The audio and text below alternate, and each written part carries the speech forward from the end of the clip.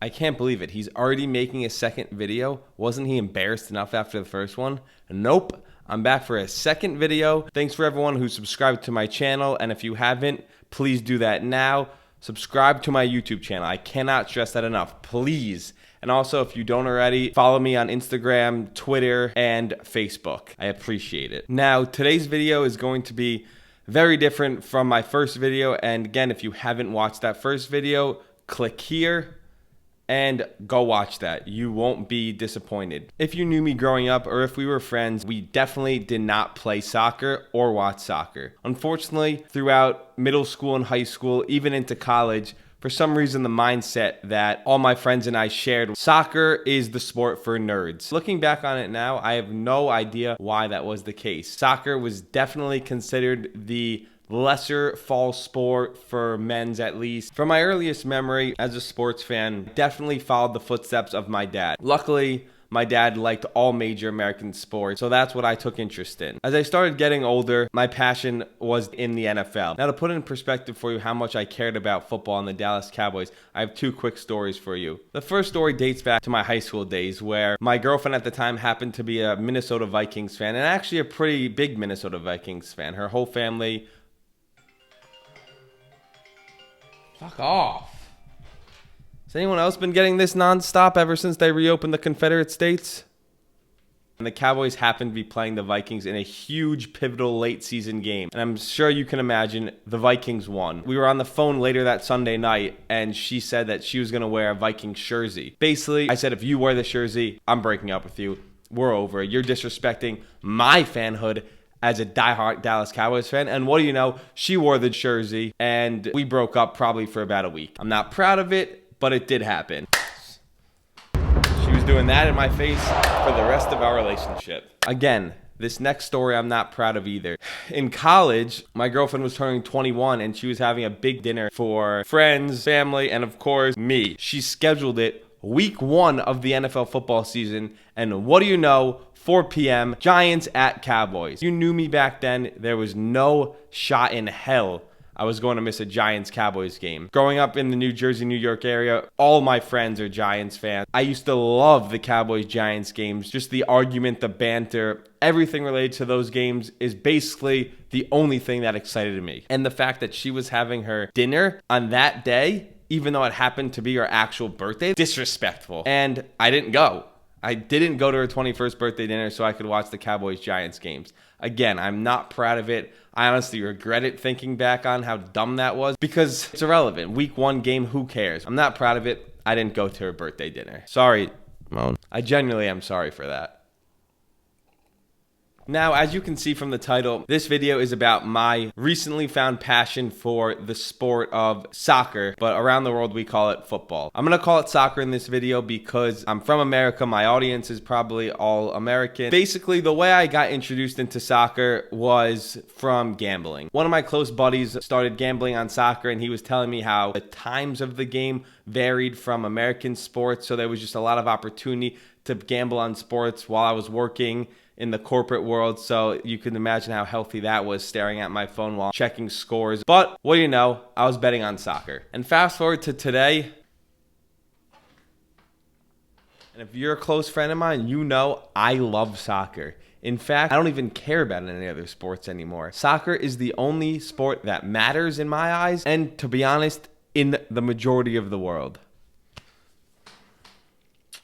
So the intention of this video is to hopefully convert some of you non-soccer fans into realizing how amazing this game is. And the best way to do that is to break down the landscape of soccer.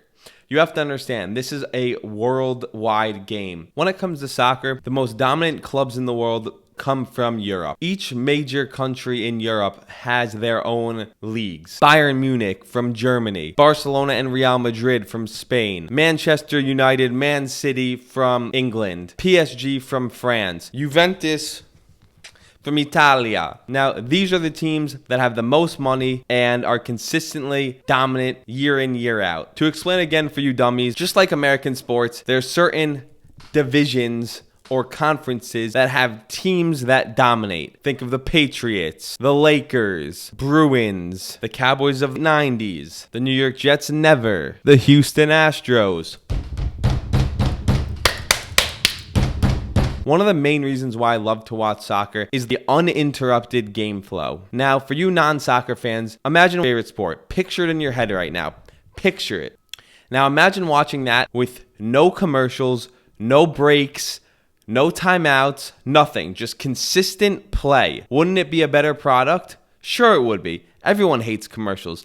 Everyone hates a timeout every 6 seconds in college basketball. We all hate that. Soccer is 45 minutes of straight gameplay, halftime, another 45 minutes of straight gameplay, game over. There's no breaks. There's no guilt trip GNC commercial to go buy a car to support the military. None of that. Another important thing to consider is comparing the foundation of a soccer club versus the foundation of American sports teams. Most sports in America, you have the major league team, highest level team, a minor league team in baseball, AHL, in hockey, G League, in basketball, and in football.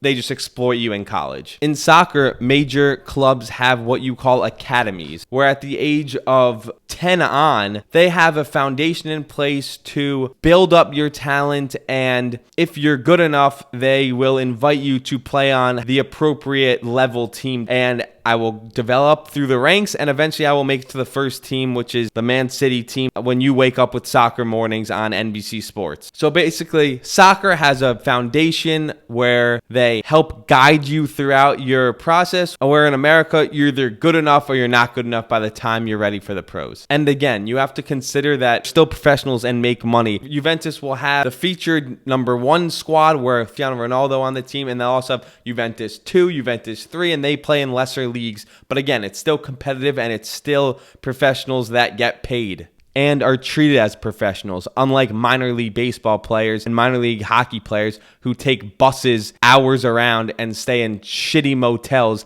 and barely make enough money to survive. Lastly, soccer is worldwide. I was fortunate enough to travel to Macedonia when I was in high school, and I got to see Macedonia play Barcelona's third team. I went to Israel on birthright. Yes, I'm Jewish. I experienced soccer there. And I also studied abroad in Belgium, and we went to a handful of games in Brussels, Bruges, Ghent, and it was just an unbelievable experience. And since then, I've been back to Europe twice, and most recently in Madrid. I happened to be there when Real Madrid won La Liga, and I got to see the parade, Ronaldo waving to the crowd, Sergio Ramos, the whole deal. It was a 10 of 10 experience that I will never forget. Now, one of the most important things you have to understand as a non-soccer fan is the format of the schedule. This took me forever to understand, and sometimes I still forget how it works. We'll start with the individual leagues itself. So think American sports. We keep track of the regular season by the schedule. And at the end of the regular season, depending on where you lie on the schedule,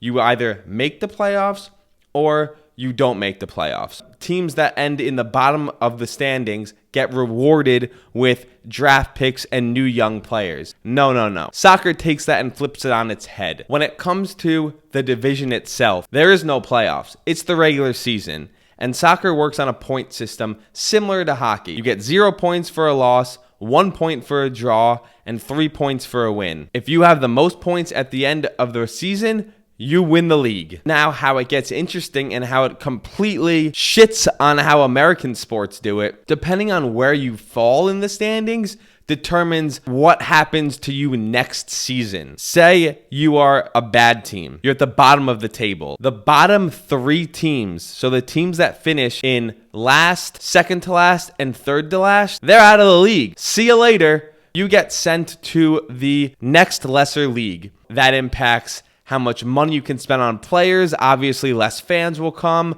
The media is going to shit on you. Your good players are going to want to leave. That is called relegation. For example, Thursday night football game when you get the Jaguars Titans late in the season. That game is irrelevant. No one's going to watch that game. It is a boring game. But now with soccer, late in the year, when there's 2 teams battling out to avoid relegation, those games are as exciting and as important as the higher end teams. They are desperately fighting to stay in the high league. I'm sure the smart people are thinking, It works the exact same way in the league under. So the team that comes in first, they get promoted to the next league. So late in the season, when you have teams playing each other, every game matters because they want to get promoted to the better league. Basically, is what I'm saying. There's no meaningless games in soccer when it comes to league play because every position on the standings matter. Now, to drop a bomb on your head and go even further, there are tournaments outside of the league play that happens during the season. So depending on where you finish in the standings impacts next season. Just like those leagues, those countries have their own domestic tournaments. Spain, Italy, England will have a few domestic tournaments. And what those domestic tournaments are, high-end leagues have a certain amount of teams that qualify,